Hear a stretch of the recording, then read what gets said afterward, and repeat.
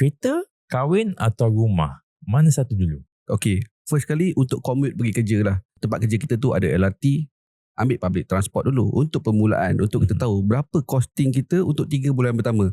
Katalah kita pergi balik kerja kan, costing dalam 300 bulan.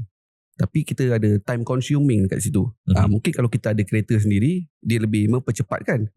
Tapi sedikit kenaikan kos lah. Mungkin ada kos parking ke apa ke kan. Daripada situ kita boleh decide, okay, kereta dulu kemungkinan kan. Sebab hujan ke apa.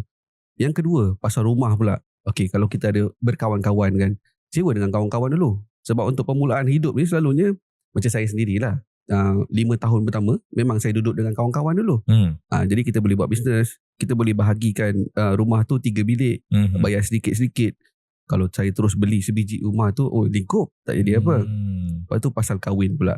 Pasal kahwin ni kita kena set expectation lah. Yang kita ada masa 3 tahun untuk kumpul duit. Dengan gaji kita 3,000 sekarang ni, okay, lepas 3 tahun kemungkinan kita boleh kumpul RM18,000. So dengan RM18,000 ni, inilah kita punya aim untuk kahwin je dulu. Basically nak buat sesuatu yang besar ni, kita kena ada satu timeline lah. Timeline tu yang penting. Kalau tak ada timeline ni, jumpa orang tu terus nak kahwin. Tapi at the same time financial trouble lagi kan. Mungkin tak ada emergency fund, tak ada apa-apa protection. Rumah pun masih bersewa dengan kawan.